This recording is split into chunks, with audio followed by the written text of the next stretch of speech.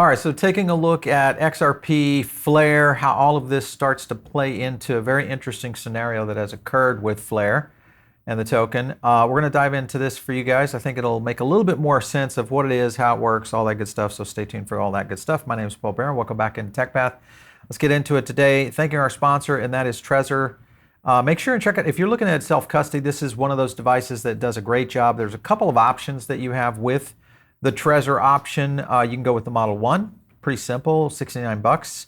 You can go with the Model T, which is the one that has the screen, a little bit nicer, a little bit more luxury.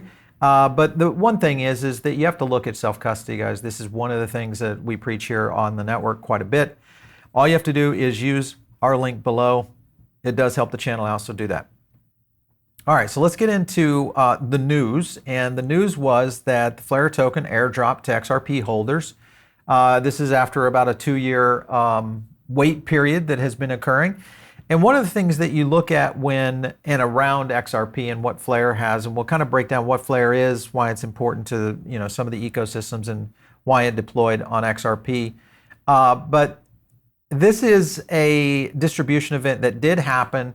It was successful, and it was one of those scenarios that kind of gives you, I think, a position of whether or not you should be looking if you've got some of these tokens, and if you're an XRP holder based on a certain period of time in which you were a holder. So I'll show you how you can go in and take a look whether or not Flare landed in as an airdrop for you. All right, so this was a tweet just kind of showing the Flare event occurring and people just watching, as the tokens started to roll out and the airdrop was occurring. So this particular token still holds around a $420 million, almost $500 million market cap. So again, still very interesting.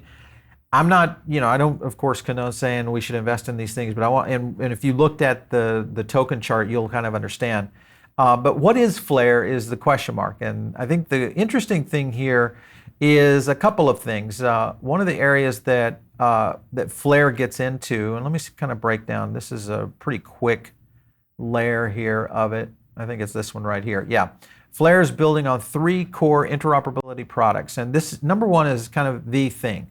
It's basically providing non-smart contract chain tokens, Bitcoin, XRP, Litecoin, Algo, and others, with a smart contract functionality. So if it doesn't have it already built in, then this is essentially the tool that would enable that. So this could be good for Bitcoin. This could be obviously good for XRP and others, Litecoin, Algo, and so on. It also has some ways of going around decentralized bridges between these smart contracts and platforms.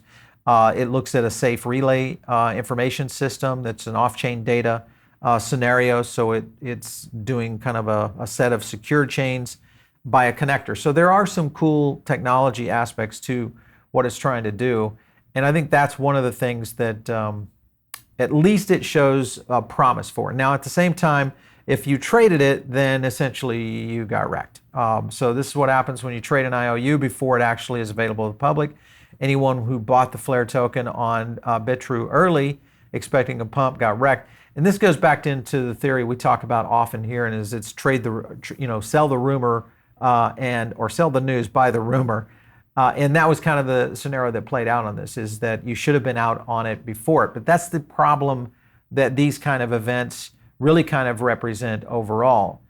John Deaton tweeted about this, said basically, hey, listen, some holders, XRP holders, that be advised that if you received the below motion for XRP holders who had their XRP on Celsius on the day of the snapshot, will hopefully receive the airdrop. So he's talking about the Flare token. So even if you did have your XRP held on Celsius based on that period of time, you might still have it in there if you ever get access to that wallet again. So that'll be the question mark there. So kind of not bad news, but not great news either. Here was David Schwartz talking about Flare. Of course, Schwartz is one of the lead developers over at Ripple and on XRP, but let me play this clip.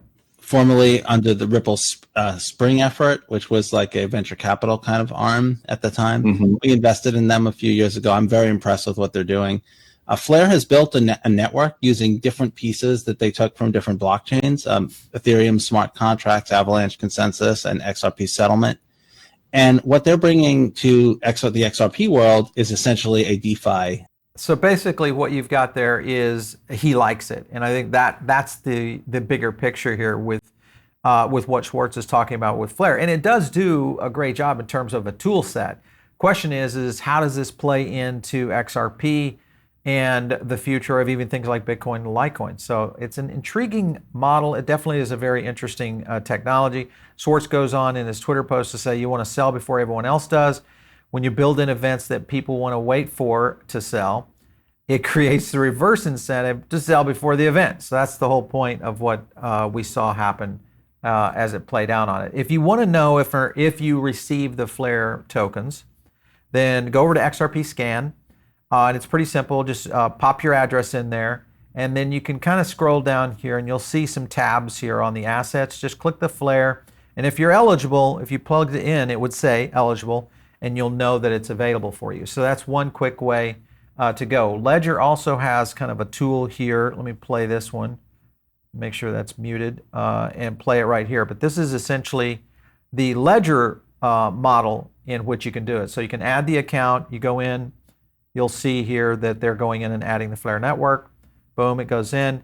And essentially this helps you if you're doing self-custody as well. So obviously you guys know how to do this. If you're a Ledger user, you know how to add an account in there. And then obviously once you plug that in, you use your device to be able to connect. And then at that point, you'll be able to actually see if the Flare tokens were airdropped. So again, just another good way for all of this to play out. Now, some people look at this and say, well, is this the calm before the storm? If this is happening, if Flare is actually utilizing and creating a DeFi application scenario and smart contract scenario for XRP, what happens with the XRP token? And I think some people are looking at that this could be a possible uprun for XRP. I'm not necessarily in that camp right now when I look at sentiment data on XRP in general. Just when we go to our own sentiment, let me pull that up for you guys. One of the things we look at is over about a 3-week span of looking into that. Let me plug into the CPI and we'll show you where that is. So what we look at on XRP, and we'll go to top crypto here, the overall market trending down just slightly. Let's go to XRP real quick. And then you'll see it's kind of been a little bit flat, and it'll take a minute for this to pan out for you guys, but there you go. A little bit flat, but it's started to underscore what we saw in this little market push. This right here, of course, is a reason for Bitcoin going up to 17K and then starting to fall just a little bit there on today. This is as of today. Slightly up right here, but deviating on the lower sentiment, which is amplification. So I think we're still in for more of a sideways scenario with XRP. All right, so I know this, if you're an XRP holder, this is kind of interesting and important to you, but also what it might mean for other things around smart contract usage in other applications like Bitcoin, Litecoin, and Algorand, etc. Could be some players here that get some good benefits from this. Keep an eye on it. It's one that we talk about. We try to do some of these project analysis. This is more about the airdrop than anything. But I'd love to get your comments. Make sure and drop them down below and like the video. It is something that we do and does help others kind of find this stuff out there on YouTube. If you're not part of the Diamond Circle, jump in now. It's easy and free. And of course, if you guys want to jump in and talk to me, best way to do that is out there on Twitter @PaulBaron. We'll catch you next time right here on TechPath.